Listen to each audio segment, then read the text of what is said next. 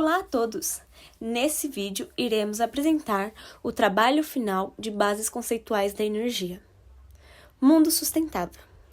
Energia limpa e obsolescência programada.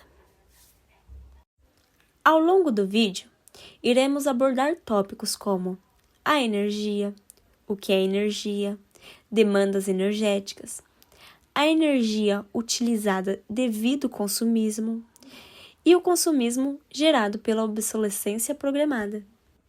Energia. Primeiro iremos definir o que é energia. No dicionário, ela é descrita como a capacidade de gerar trabalho.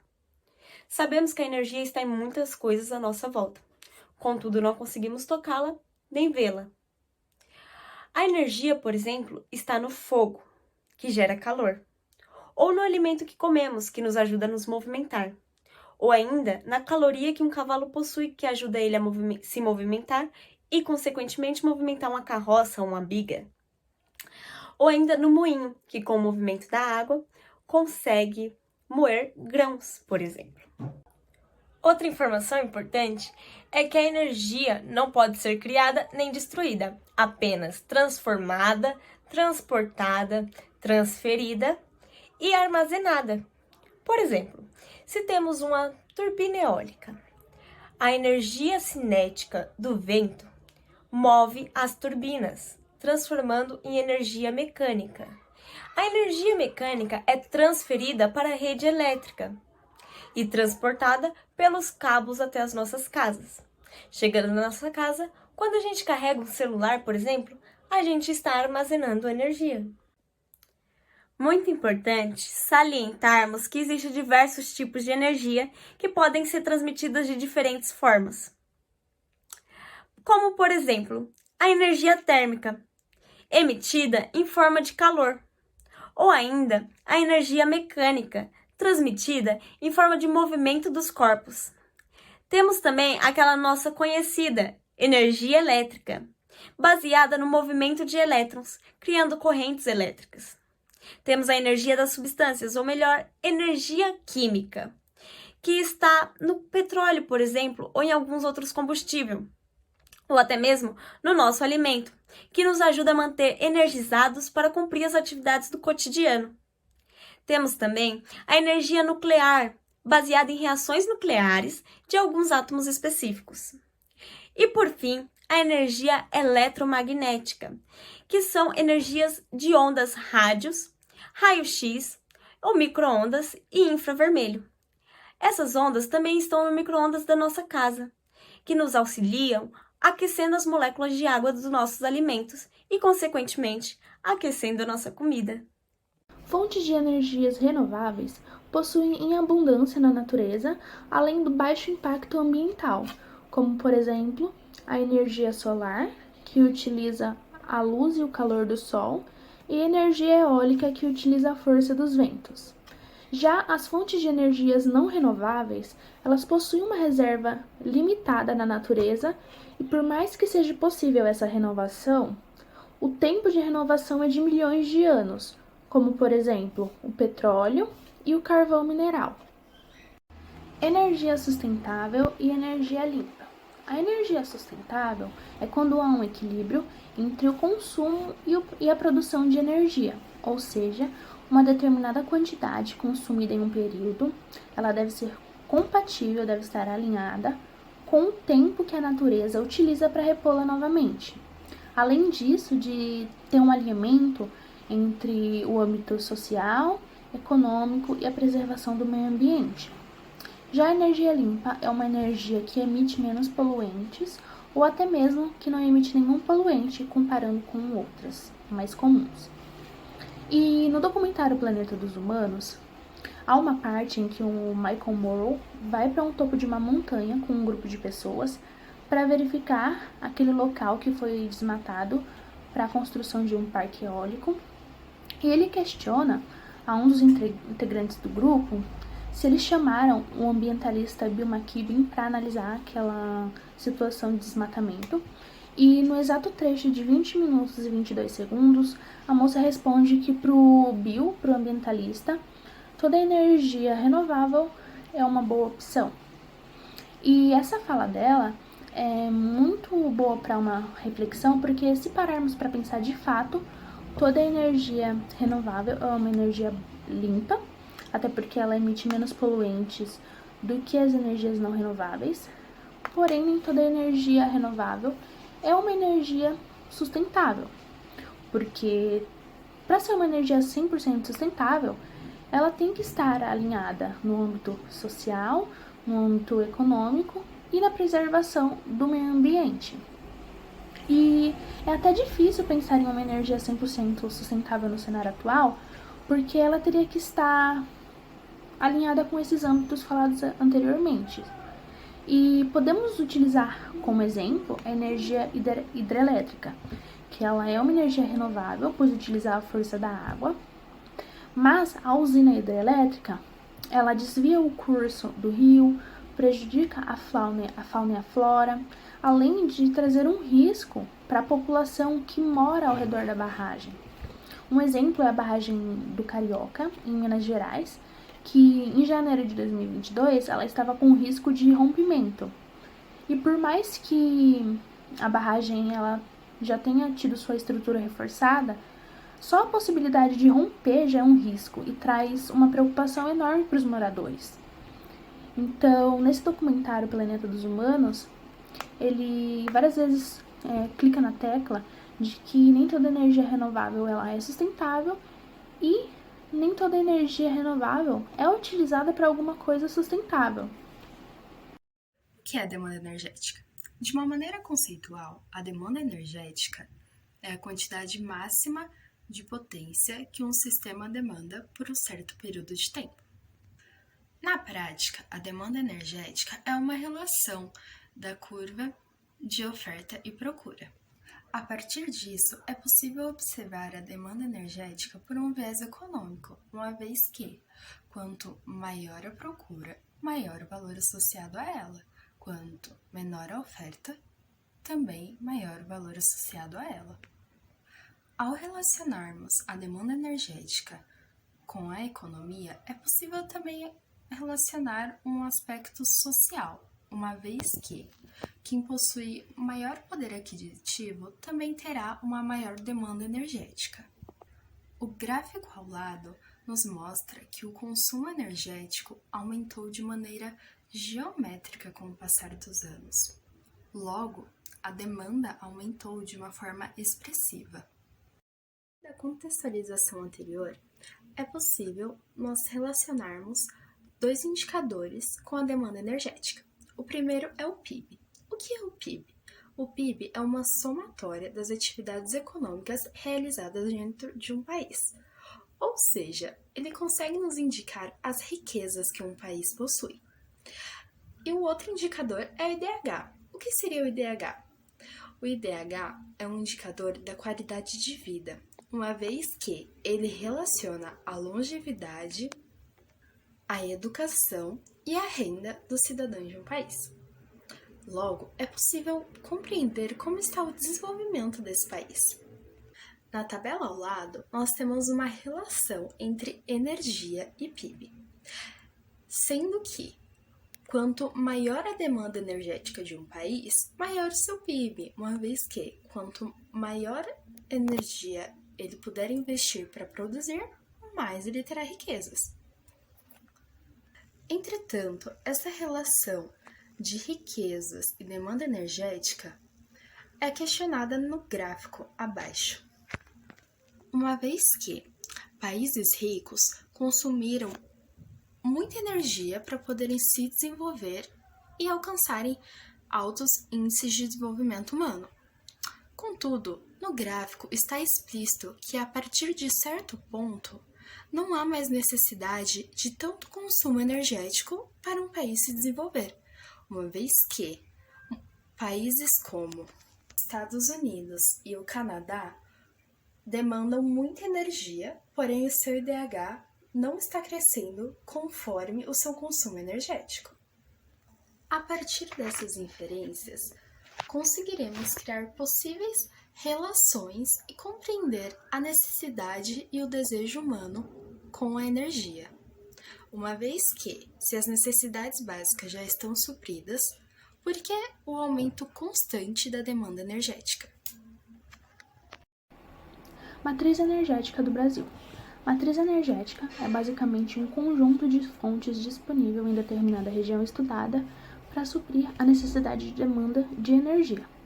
E aqui nós temos um gráfico de setores com os dados da Matriz Energética Brasileira no ano de 2021, adquirido através de um balanço energético nacional em 2022. E pelo gráfico, podemos verificar que petróleo e derivados são a maior fonte de energia, com 34,4% no Brasil. E as fontes de energias renováveis totalizam 44,8%. E por mais que as fontes não renováveis ainda sejam mais utilizadas aqui no país, em escala mundial, o Brasil se coloca em uma boa posição comparando a utilização de energias de fontes renováveis.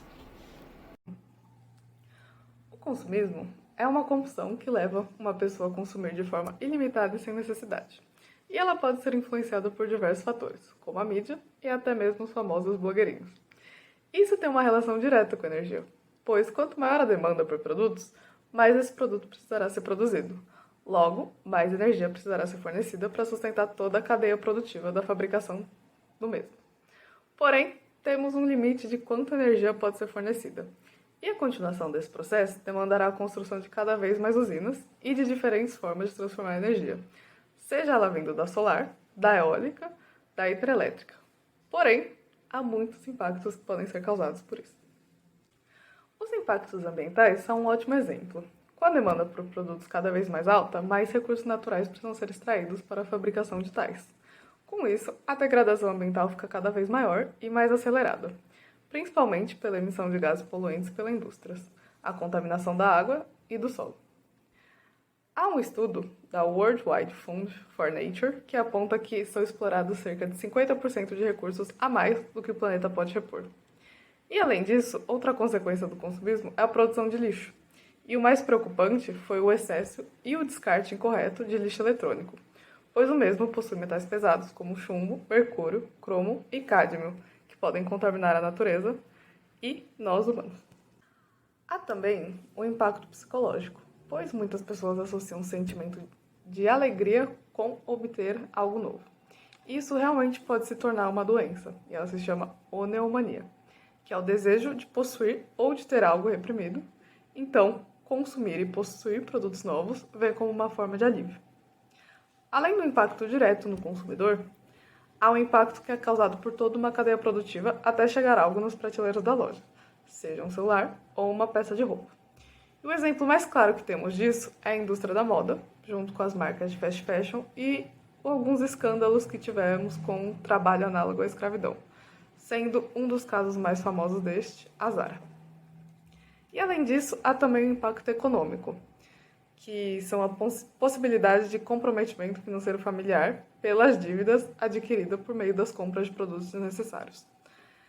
E para comprovar isso, há uma pesquisa que foi realizada pelo SPC, que aponta que mais ou menos 59% dos brasileiros aproveitam a facilidade de concessão de crédito para fazer compras que, no caso, seriam dispensáveis. Há um termo que se refere a um conceito econômico que está atrelado ao desenvolvimento sustentável. Se chama energia circular. Isso é, um sistema que une sustentabilidade, reciclagem, otimização de recursos e logística reversa. A ideia é que todo resíduo de uma indústria possa gerar insumo para a matéria-prima reciclada, para outra indústria ou para si própria. Em teoria, é como se não existisse lixo e tudo pudesse ser reaproveitado. Alguns pontos importantes para esse sistema é preservação do capital natural e os recursos, controlando assim os estoques finitos e equilibrando os recursos renováveis. O aumento da circulação de produtos e materiais no máximo da utilidade de tempo, otimizando a produção de recursos, ou seja, colocar produtos que durem mais tempos e que sejam melhores, tenham uma melhor qualidade, e incentivo a eficácia do sistema, analisando todos os possíveis erros e problemas, reduzindo danos aos produtos e serviços. Desejo ou necessidade. Necessidade está relacionada com coisas essenciais para a sobrevivência humana. São necessidades básicas, sociais e individuais. A pirâmide ao lado mostra a teoria defendida pelo psicólogo estadunidense Maslow, em 1940. Ele acreditava que o indivíduo deveria buscar primeiro atender às necessidades básicas e essenciais para depois seguir as outras necessidades da pirâmide. Na base da pirâmide estão as necessidades fisiológicas, que é necessidades como beber água, comer ou buscar abrigo. Em seguida, o indivíduo deve procurar por segurança do corpo, do trabalho e dos recursos. Após isso, o indivíduo deve procurar por necessidades sociais de afeto e carinho, como relacionamentos amorosos, familiares e amizade. A próxima necessidade do indivíduo está relacionada com a estima, ou conquistas, status e reconhecimento. Uma observação que podemos fazer é que atualmente, no mundo midiático, muitas pessoas buscam primeiro status para depois atender com eficiência às suas necessidades básicas. No topo da pirâmide está a autorrealização, baseada no desenvolvimento pessoal e psicológico. A diferença entre desejo e necessidade está na forma como procuramos realizar algo. O desejo, muitas vezes, é a realização de uma necessidade impulsionado por prazer e pode ser moldado pela cultura ou pelo contexto que vivemos. Em resumo, necessidade é aquilo que precisamos essencialmente para sobreviver. Já desejo é a forma como buscamos atender nossas necessidades. Um exemplo disso é a compra de um carro. Muitas vezes escutamos a frase: "O Fusca te leva ao mesmo lugar que a BMW". Então, por que alguém escolheria comprar uma BMW sabendo que é 20 vezes mais cara? Exclusivamente por desejo. Ter um carro muitas vezes é uma necessidade para se locomover mais fácil. Contudo, comprar um carro 20 vezes mais caro do que os comuns se torna um desejo. Outro exemplo disso é a água. Como sabemos, a água é uma necessidade fisiológica essencial para a sobrevivência humana. Está na base da pirâmide. Contudo, ainda assim, pode se tornar um desejo. Como, por exemplo, caso optemos por escolher uma água importada que custa em média 20 vezes mais cara do que uma água comum, estamos optando por atender um desejo, já que ambas atendem à mesma necessidade. Com isso, podemos concluir que muitas vezes as pessoas não estão preocupadas com o custo-benefício de um produto, e sim com o que ele representa, algo gerado pela cultura que gera o desejo. E com isso, caímos no consumismo. Obsolescência programada é quando um produto lançado no mercado se torna obsoleto em um tempo relativamente curto propositalmente, com o objetivo deles serem descartados, obrigando assim o consumidor a adquirir mais produtos e aumentando o lucro das empresas. O contexto histórico vem associado à globalização, mas seu início está mais vinculado à crise de 29, pois o mercado consumidor não tinha possibilidade de compra, muitos produtos não eram vendidos, fazendo assim com que os lucros das empresas caíssem e aumentando o desemprego, consequentemente reduzindo mais ainda o consumo e aumentando ainda mais a crise. Diante dessa situação, perceberam que os produtos duráveis desfavoreciam a economia, pois a consequência disso era a redução do consumo. E existia até um jargão entre os empresários, que dizia que um produto que não se desgasta é uma tragédia para os negócios. E para exemplificar como é que funciona a obsolescência, a gente pode fazer comparação com um caso muito famoso, que é o da lâmpada centenária. Ela funciona desde 1901 e atualmente está em um quartel de bombeiros na Califórnia. E ela foi doada por um empresário local. Acredita-se que no início a lâmpada tinha 30 watts, porém hoje ela só emite 4. O motivo disso é que seu filamento é 8 vezes mais grosso comparado às lâmpadas modernas e provavelmente é feito de carbono, que é um semicondutor. Assim, quando ela esquenta, os seus filamentos se convertem em um condutor mais potente, ao contrário das lâmpadas atuais, que perdem potência quando esquentam. E mesmo com o desgaste que a lâmpada sofre no dia a dia, ao acender e apagá-las, fazendo com que seus filamentos aqueçam e esfriem e seu material dilate e contraia, assim provocando o surgimento de microfissuras e reduzindo o seu tempo de vida útil, a duração da centenária ainda é absurdamente maior do que as lâmpadas modernas. O que explica essa diferença realmente é a obsolescência programada.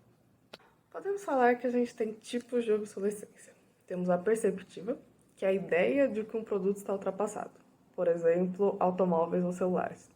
Todo ano sai uma versão mais nova, mais atualizada, fazendo com que o modelo anterior esteja ultrapassado. Junto com isso, a gente tem marketing e diversas influências dizendo que você precisa daquele produto, mesmo que o seu atual esteja funcionando em bom estado. Outro tipo de obsolescência é a tecnológica, que é a falha ou a limitação mecânica de um produto, que vai impedir que você continue usando ele, forçando você a comprar um novo. Um exemplo claro disso é um computador. Você compra um computador e depois de um tempo você precisa trocar uma única peça para se adaptar ao que você precisa. E essa peça não se encaixa mais no seu próprio computador. Então, para trocar uma única peça, você terá que trocar todas as peças. Isso é um tipo de obsolescência que vai te fazer comprar ainda mais produtos. Os impactos ambientais vão desde a quantidade cada vez maior de lixo acumulado e a exploração de recursos naturais, até os poluentes encontrados tanto na fabricação quanto nos materiais produzidos. Além disso, é comum que esse lixo seja enviado para países mais pobres, criando enormes aterros de lixo eletrônico, como o conhecido lixão do mundo, que fica localizado na grama. E como evitar isso? Às vezes, a troca de certos produtos é realmente necessária. Mas primeiro temos que nos policiar, para não consumir algo por impulso. Então, é necessário eu ter esse celular de última geração, se o meu ainda está em bom estado? O consumo consciente é essencial. Além disso, realizar a manutenção dos produtos para mantê-los funcionando por mais tempo e atualizar o sistema operacional, por exemplo, do seu celular, para ele manter a compatibilidade com novos aplicativos, por exemplo. Assim, você vai conseguir usá-lo por mais tempo. E há também uma garantia, que chama vício oculto, que é quando um problema aparece no produto ou no serviço, que se torna inadequado ao uso em pouco tempo ou logo após o fim da garantia, por exemplo. E há muitas alternativas que podemos usar. Por exemplo, é possível reciclar quase todo o lixo eletrônico, pois materiais como ferro, alumínio, vidro e plástico são enviados para reciclagem. E vão servir de matérias-primas para novos produtos eletrônicos.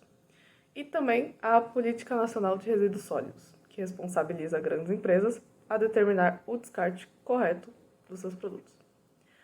Mas a gente ainda sabe que isso não é o suficiente. Então, será que com toda a quantidade de produtos que a gente já tem fabricado, é realmente necessária a produção de tanto, de tudo? Então, uma das melhores alternativas seriam produtos de segunda mão. Mesmo que você vá adquirir algo que seria eco-friendly, ainda demanda energia para a fabricação desse produto e a emissão de poluentes, mesmo que seja menor do que os produtos que não seriam eco-friendly. Então, nada seria mais sustentável do que você comprar algo que já existe. Mesmo que ele tenha emitido poluição na sua fabricação, comprar um produto que já tem no mercado, ou seja, de segunda mão, você evita a emissão de novos poluentes para a fabricação de novos produtos. A partir dos documentários, foi possível concluir que a lógica capitalista subverteu a prática do consumo humano. Após o desenvolvimento da humanidade, as necessidades básicas foram supridas, e o consumo atual está permeado pelo desejo. Com isso, o capitalismo usou de ferramentas como a obsolescência programada, por produtos que são produzidos com curto prazo de vida útil, com o intuito de aumentar o lucro da indústria. Aliado às mídias, que com o passar dos anos mudaram suas estratégias para cada vez mais aumentarem seu público. que incentiva o consumidor a uma demanda infinita, onde a satisfação não tem limites. O documentário The Planet of the Humans explica essa lógica consumista incessável, visto que o uso das energias limpas perdeu o seu foco original de proteção ambiental para maquiar as indústrias com uma sustentabilidade comercial, ou seja, uma sustentabilidade irreal. As apresentadoras desse trabalho foram Alicia Cunha, Isabela Andrade, Miriam Alves e Thais de Oliveira.